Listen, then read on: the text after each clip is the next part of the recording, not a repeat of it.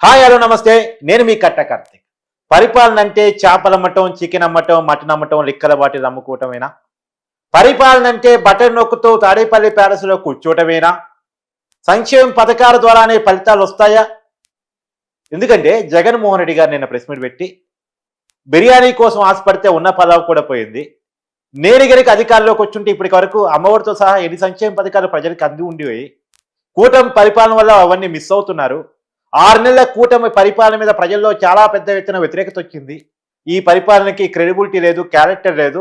ఇప్పుడు ప్రజలంతా కూడా కూటమి పోవాలి, జగనన్న మళ్ళీ రావాలని కోరుకుంటున్నారని జగన్మోహన్ రెడ్డి గారు నిన్న ప్రెస్ మీట్ పెట్టి డంకా బజాయించి గంట ఘాటైన వ్యాఖ్యలు చేశారు. వీటి గురించి మాట్లాడుకునే ప్రయత్నం చేద్దాం. మనతో ఉన్నారు సామాజిక రాజకీయ విశ్లేషకుడు కొత్త రవీంద్రబాబు. సార్ నమస్కారం. నమస్తే కార్తిక్. సార్, కూటమి పరిపాలన చాలా చండాలంగా ఉందంట. మళ్ళా జగనన్న రావాలని ప్రజలంతా కోరుకుంటున్నారంట. సంక్షేమ పథకాలకు ప్రజలంతా మిస్ అవుతున్నారంట. ఇదంతా జగనన్న గారు చెప్పిన మాట. ఎలా చూడాలి? పులివెందుల ఎమ్మెల్యే గారు నిన్న ఆంధ్ర రాష్ట్రంలో ఒక ప్రెస్ మీట్ పెట్టారు. ప్రెస్ మీట్ లో ఆయన ఏం మాట్లాడాడు అనే మాట్లాడి దానికి వివరణ ఇచ్చేసి విశ్లేషణ చేద్దాం. ఆయన అన్న మాటలు చెప్దాం. ఆయన ప్రస్తావించిన ప్రధానంగా కీ పాయింట్స్ చెప్తా. ఒకటి, ఆయన ఏమన్నారు, ఈ గవర్నమెంట్ కి క్యారెక్టర్ లేదు, క్రెడిబిలిటీ లేదు. నంబర్ 1. నంబర్ 2, జగన్ అన్న ఉన్నప్పుడు పలావ్ పెట్టాడు. ప్రజలంతా అనుకున్నారు చంద్రబాబు నాయుడు గారు వస్తే బిర్యానీ పెడతారని. ఇప్పుడు అనుకుంటున్నారు పలావు పాయ, బిర్యానీ పాయ. 2. 3వది, చంద్రబాబు నాయుడు గారు ఎలక్షన్కు ముందు నీకు 15,000, నీకు 15,000, నీకు 15,000 అని చెప్పాడు. ఇప్పుడు ఎక్కడికి పోనీ అవి? పెద్ద మనిషి కనబడితే నీకు 48,000 అన్నాడు. రైతు కండ వేసుకుని ఎవడన్నా వస్తే నీకు 15,000 అన్నాడు. నీకు 20,000 అన్నాడు. ఇవన్నీ పోనీ. ఇవన్నీ పోవటం వల్ల జగన్ రెడ్డి గారు కనుక ఇప్పుడు ఉండుంటే ఫలితాలన్నీ వచ్చాయి, బటన్ నొక్కుతూ కూర్చుండేవాడు, మనకి డబ్బులన్నీ వచ్చాయి అని అనుకుంటున్నారు, బాధపడుతున్నారు అని ఈయన బాధపడ్డాడు. ప్రజల బాధను తన బాధగా ఫీల్ అయ్యాడు. ఇది జరిగిన సంఘటన. సో దీన్ని విశ్లేషణ చేసుకుంటే పాయింట్ బై పాయింట్ విశ్లేషణ చేద్దాం.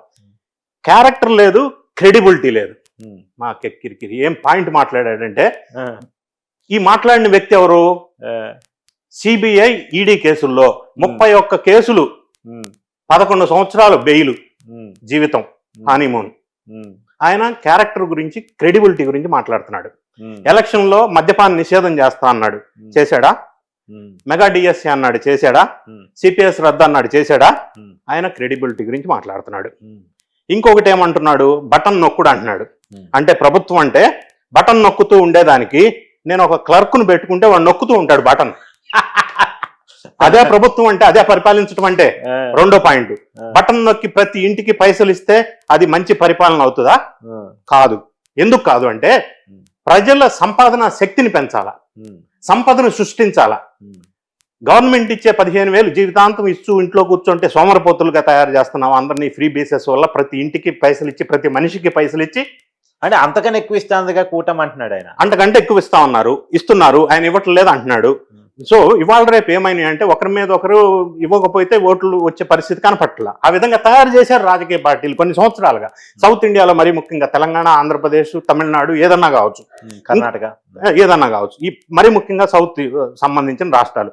సో ఇంకొకటి ఏమంటే, ఈ మాట్లాడిన మనిషి అదాని పవర్ అగ్రిమెంట్ చేసుకొని 1,750 కోట్లు లంచం తీసుకున్నారని దాదాపుగా FBI వాళ్ళు అమెరికాలో కేసు పెట్టిన సందర్భం.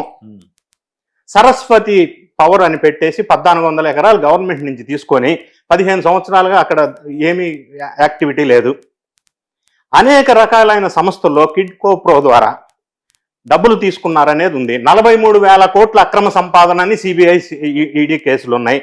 ఇదే కాకుండా బెంగళూరులో కూడా ఈ మధ్యకాలంలో మనకి వినిపిస్తా ఉంది, మీ దృష్టికి వచ్చిందో లేదా, సబ్జెక్టు కరెక్షన్ నాకు కరెక్ట్గా తెలియదు.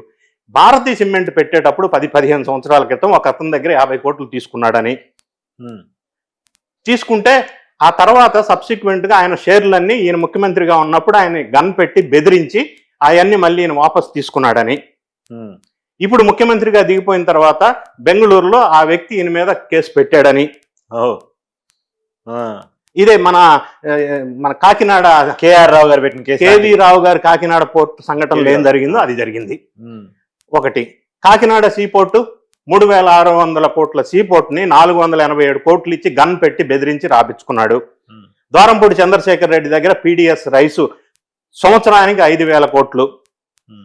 ఈ వాలంటీర్లందరికీ లేకపోతే సచివాలయ ఉద్యోగులందరికీ నెలకు 200 ఇచ్చి సాక్షి పత్రిక కొనిపించటం, దానివల్ల 600 కోట్లు సాక్షికి లబ్ధి చేయటం. అదే కాకుండా అడ్వర్టైజ్మెంట్ రూపంలో సాక్షికి 850 కోట్లు లబ్ధి చేయటం. తర్వాత డిజిటల్ మీడియా కార్పొరేషన్ ద్వారా ఎంప్లాయీస్ని పెట్టి వీళ్ళ ఎంప్లాయీస్ అందరినీ అందులో జాయిన్ చేయించి నెల నెల జీతాలు ఇవ్వటం, ఇవన్నీ జరిగినాయి కదా. ఇంకోటి, జగన్మోహన్ రెడ్డి తిన్న ఆస్తుల గురించి ఎందుకు చెప్తున్నారు? పంచిన ఆస్తుల గురించి జనానికి బటన్ నొక్కుతూ సంక్షేమ పథకాల ద్వారా కొన్ని లక్షల కోట్లు, 2,70,000 కోట్ల రూపాయలు పంచానని అని చెప్తున్నాడు కదా. పంచటం ఒక సైడ్ ఉంది. నేను ఏమంటున్నానంటే పంచటంతో పాటు తినటం సంగతి కూడా ఉంది కదా ఇక్కడ. అంటే కాదు, పంచింది 2,70,000 కోట్లు, తిన్నది ఎంత ఉంటుంది? పంచింది తక్కువ, తిన్నది ఎక్కువ. ఇప్పుడు అదే నేను లెక్క చెప్తున్నా. నాకు టైం ఇస్తే 1 గంట సేపు చెప్తా. అంతేనా? నేను డేటా చెప్తా 1 గంట సేపు. సో ఇన్ని రకాల ఆయన డేటా చెప్పాలని గంట టైం కావాలా? పడుతుంది. ఇన్ని రకాల నేను డేటా చెప్తా ఉంటే ఇన్ని రకాల అవినీతికి పాల్పడి కాదంబరి జత్వానీ కేసు ఏంటి? ఈ క్యారెక్టర్ క్రెడిబిలిటీ గురించి మాట్లాడుతున్నారు కదా. ఇదే పలావు తినిపించడం అంటే? ఇవన్నీ కాదు. ఏమి కంపెనీస్ తీసుకొచ్చారు? ఎంప్లాయ్మెంట్ జనరేషన్ ఎంత జరిగింది? ఈ 6 సంవత్సరాల్లో ఎన్డీఏ గవర్నమెంట్ ఏం చేసిందని మీరు అంటున్నారు కదా. 6 నెలల్లో ఏం చేసింది అంటున్నారుగా. 6 నెలల్లో 2,63,000 ఎంప్లాయ్మెంట్ జనరేషన్ కి ఎంఓఈ చేసుకున్నారు. 1,83,000 కోట్లు పెట్టుబడి ఆల్రెడీ ఎంఓఈ చేసుకున్నారు. సో నిన్న ప్రధానమంత్రి గారు వచ్చి 2 లక్షల కోట్లకి ఆల్రెడీ శంకుస్థాపనలు పూజలు అయిపోయినాయి. సో ఏం చేశారు 6 నెలల తక్కువ కాలంలో? అంటే ఇంత జరుగుతుంది. జగన్ రెడ్డి గారు అమరావతి రాజధానిగా ఉండాలని అసెంబ్లీలో మాట్లాడిన వ్యక్తి అమరావతి వద్దు, కమరావతి, బ్రహ్మరావతి అని చెప్పి రాజధాని లేని రాష్ట్రంగా ఆంధ్రప్రదేశ్ చేసింది ఎవరు? పోలవరం ఏమైంది? పోలవరం ముందుకెళ్ళా. పోనీ 3 రాజధానులు, 3 ముక్కలాటలో 3 రాజధానులు ముందుకెళ్ళినాయా? పోలవరం అమరావతి దాకా ఎందుకు? రోడ్డే లేవుగా మా ఆంధ్రప్రదేశ్. 3 రాజధానుల వ్యవస్థ ఏమైంది? సో ఈ విధంగా ఎక్కడ చూసినా కూడా కుంభకోణాలు, అవినీతి. కానీ ఈరోజు ఆయన మాట్లాడుతున్నాడు ఆయన కాలంలో బటన్ నొక్కటం ఒక్కటే పరిపాలన కాదు, అది ఎవరైనా చేయగలిగిన పని. ఈ కుంభకోణాలు ఇంత ఉండి ఆ వ్యక్తి నీతి గురించి, ప్రజా పరిపాలన గురించి మాట్లాడటం, ప్రజలు బాధపడుతున్నారని చెప్పడం, ఈయన బాధపడుతూ ఉండొచ్చు ఇన్కమ్ తగ్గిందని. గవర్నమెంట్ సొమ్ముతో ఆ ఇంటికి ఫినిషింగ్ వేసుకుని 30 అడుగుల ఫీట్లు గవర్నమెంట్ సొమ్ముతో, 30 అడుగుల ఎత్తులో ఇంటికి ఫినిషింగ్ వేసుకుంది ఎవరు? గవర్నమెంట్ సొమ్ముతో.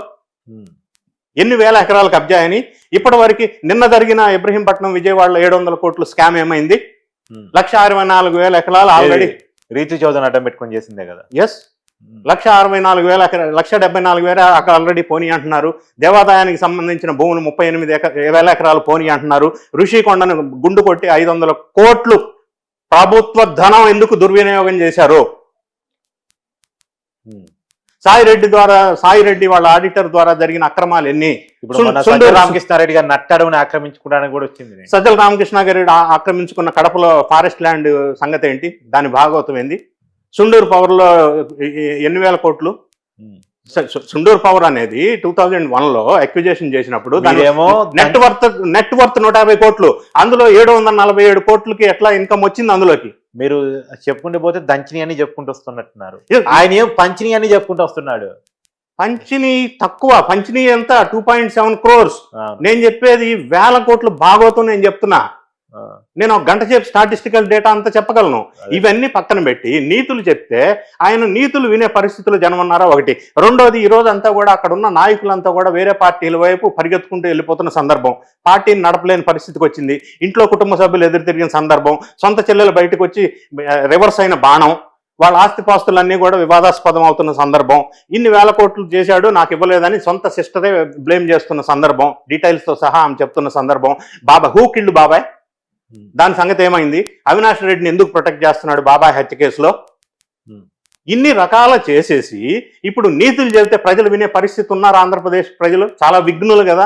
అన్ని స్పష్టంగా కనిపిస్తా ఉన్నాయి. డెవలప్మెంట్ యాక్టివిటీస్ 6 నెలల నుంచి కనిపిస్తా ఉన్నాయి. గతంలో ఆయన చేసిన అరాచకాలు 6 నెలల నుంచి రోజుకొకటి, ప్రతిరోజు ఒకటి వెలుగులోకి వస్తూ ఉంది. అది భూతందా కాదు. జగనన్న కాలనీ పేరుతో ఎన్ని వేల కోట్లు లూటీ చేశారు. ఎకరం ₹1,00,000 ఎకరాన్ని 10 లక్షలు చెప్పి ఎన్ని లక్షల కోట్లు లూటీ చేశారు. ఏ జగనన్న కాలనీ రెడీగా ఉంది, పర్ఫెక్ట్గా ఉంది? గనులు ఎన్ని లూటీ చేశారు. నిన్న కాక మొన్న పొన్నవోలు అడ్డగోలు, ఆ పొన్నవోలు సుధాకర్ రెడ్డి అని అడ్డగోలు నిన్న బయటకు వచ్చింది. సరే, ఇప్పుడు మీరు మీతో పెట్టుకుంటే దాదాపు 1 గంట రీచ్ చదివేటట్టున్నారు. కొద్దిగా ఆడియన్స్ కి షార్ట్ టైంలో ఎక్కువ ఇన్ఫర్మేషన్ మీరు ఆల్రెడీ ఇచ్చేశారు. ఎన్ని లక్షల కోట్లు దీనికి లెక్కలు మన ఆడియన్స్ లెక్కేసి కింద కామెంట్ రూపంలో పోస్ట్ చేస్తారు. Thank you sir. Thank you.